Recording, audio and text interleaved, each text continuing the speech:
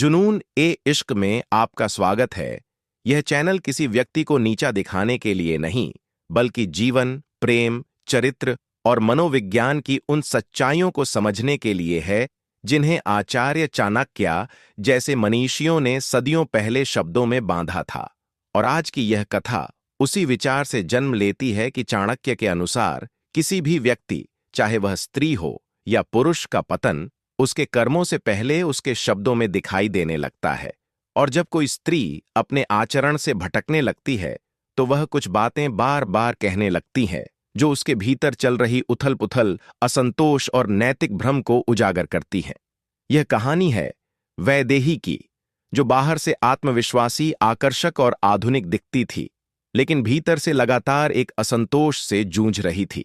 वैदेही अपने जीवन के निर्णयों को दूसरों के कंधों पर रखकर चलती थी, और यही चाणक्य का पहला संकेत है।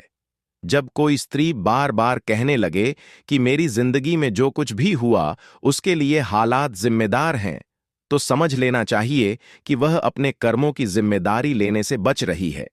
क्योंकि चाणक्य कहते हैं कि जो अपने कर्मों का भार स्वयं नहीं उठाता, वह धीरे धीरे चरित्र की ढलान पर फिसलने लगता है। वैदेही अक्सर अपने रिश्तों, अपने चुनावों और अपनी गलतियों को समाज, परिवार या परिस्थितियों पर थोप देती थी, और यही से उसका आत्मसंयम कम होने लगा। दूसरा संकेत चाणक्य के अनुसार तब दिखता है जब कोई स्त्री बार बार यह कहने लगे कि सब ऐसा ही करते हैं, क्योंकि यह वाक्य आत्मसात की गई नैतिकता के टूटने का संकेत है। वैदेही भी जब अपने व्यवहार पर सवाल उठता तो हंसकर यही कहती कि आज के समय में यह सब सामान्य है, लेकिन चाणक्य मानते थे कि जब सामान्य का अर्थ विवेकहीन हो जाए तब पतन की शुरुआत हो चुकी होती है। तीसरा संकेत शब्दों की कठोरता में प्रकट होता है। जब कोई स्त्री बार बार दूसरों का उपहास करने लगे, उनके मूल्यों को तुच्छ बताने लगे और यह कहे कि भोले लोग ही नियमों में जीते हैं, क्योंकि चाणक्य के अनुसार जो व्यक्ति अपने लाभ के लिए दूसरों की मर्यादा को नीचा दिखाता है, वह भीतर से स्वयं ही गिर रहा होता है। वैदेही भी धीरे धीरे अपने शब्दों में कटाक्ष भरने लगी। उसे सादगी कमजोरी लगने लगी, और यही अहंकार का बीज था। चौथा संकेत चाणक्य के विचारों में तब दिखाई देता है जब कोई स्त्री बार बार यह कहे कि दिल की सुनना ही सबसे सही है, लेकिन दिल के साथ विवेक को अलग रख दे। चाणक्य हृदय और बुद्धि के संतुलन पर जोर देते थे। वैदेही भी अपने हर निर्णय को भावना के नाम पर सही ठहराने लगी। वह भूल गई कि भावना बिना विवेक के अंधी होती है। और पांचवां तथा सबसे गहरा संकेत तब उभरता है जब कोई स्त्री बार बार यह कहने लगे कि मुझे किसी को जवाब देने की जरूरत नहीं, क्योंकि चाणक्य के अनुसार उत्तरदायित्व से भागना ही नैतिक पतन की अंतिम सीढ़ी है। वैदेही को लगने लगा था कि स्वतंत्रता का अर्थ उत्तरदायित्व से मुक्ति है, जबकि चाणक्य कहते हैं कि सच्ची स्वतंत्रता वही है जो उत्तरदायित्व को स्वीकार करे।